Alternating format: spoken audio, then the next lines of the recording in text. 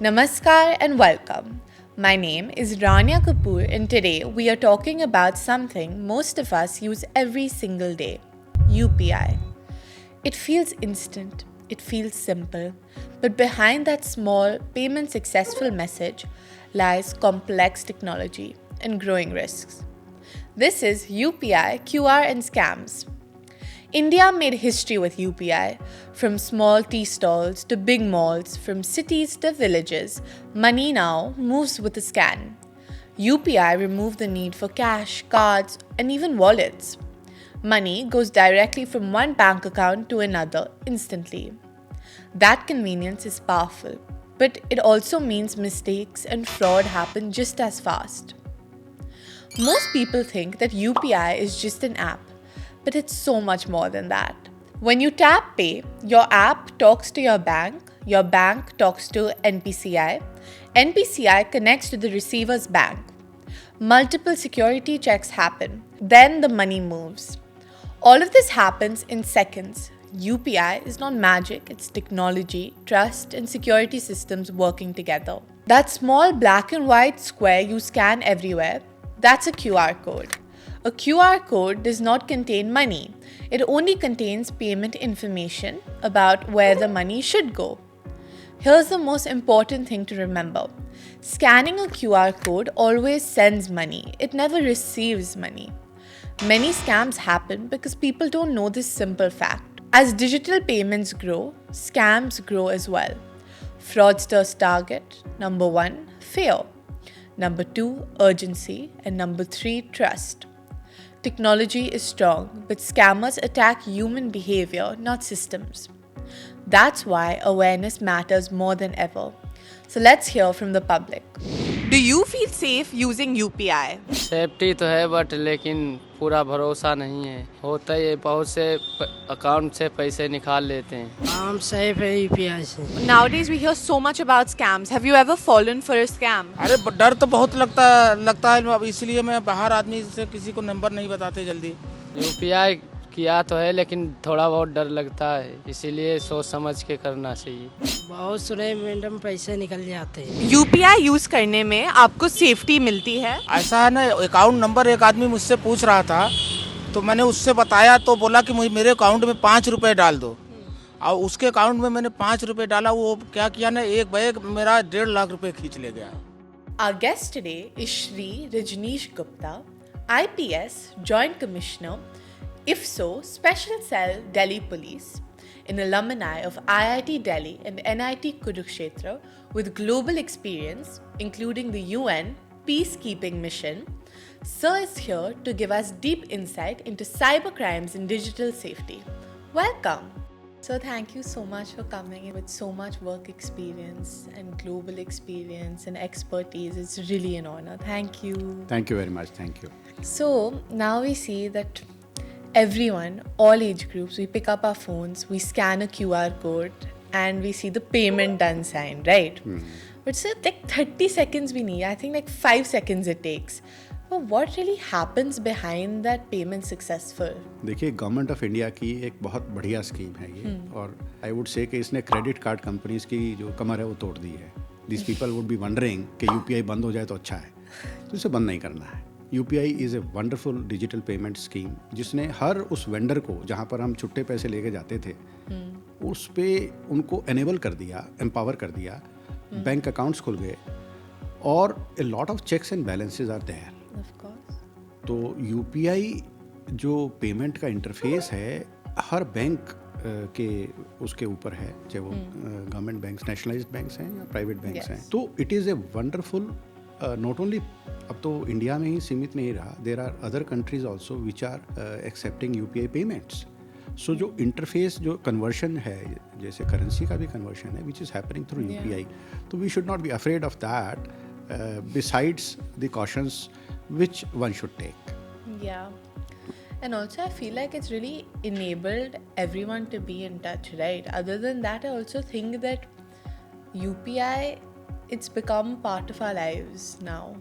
The cybersecurity teams in India, because there's billions of transactions happening at the same time, like what challenges does that create for you? from police point of view, I would like to say that it poses a challenge because of its speed. Yeah.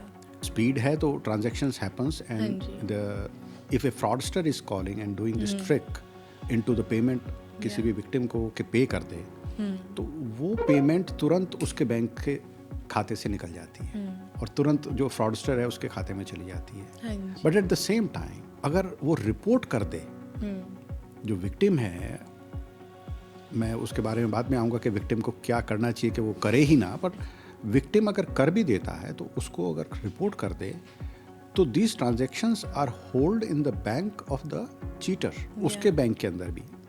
एक बात। दूसरी बात, as a consumer, as a normal person, as a person who is doing the UPI transactions every day, उसमें कोई घबराने की बात नहीं है। द ओनली थिंग इज जहाँ वो पे कर रहा है उसकी आइडेंटिटी कम से कम वो इंश्योर करे, वहाँ पर जल्दबाजी ना करे।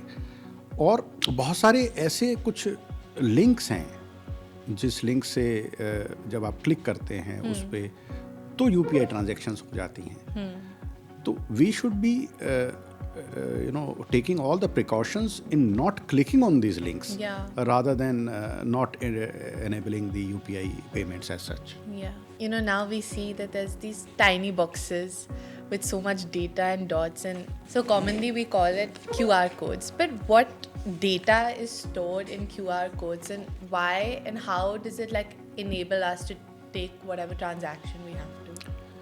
डिजिटल स्पेस के अंदर जो चीज़ दिख नहीं रही है वो चीज़ बहुत डेंजरस हो जाती है अगर वो फ्रॉडस्टर यूज़ कर रहा है। तो अगर क्विक रीडर कोड फ्रॉडस्टर ने भेजा है तो instead of you getting the मतलब पेमेंट क्या कर रहे हैं, किसको कर रहे हैं, वो दिखेगा नहीं।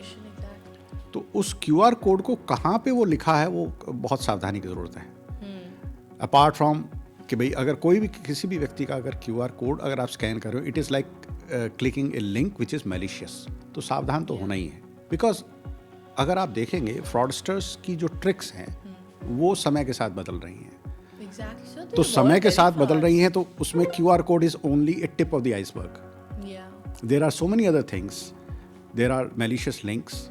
या जैसे छोटी सी एक बात है कि आपके पास फ़ोन आता है और उस फ़ोन के ज़रिए वो ये कहता है कि courier boy is looking for your house, और वो ये कहते हैं कि भाई इसका ये टोल फ्री नंबर पे आप कॉल कर दीजिए। जैसे ही आप उस पर कॉल करते हैं आपका व्हाट्सएप हैक हो जाता है। और know this is a trick. So इस तरह का मान लीजिए आपके पास कोई मैसेज आया कि to track your courier click on this link, no this is again a trick.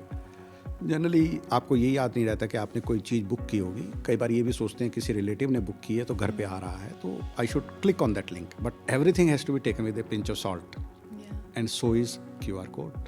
Yeah, so that's what leading up to my to the question is that what are the recent scams UPI related, QR code related, and also now with the development of AI, I think a lot of these scammers have started incorporating artificial intelligence into their scams.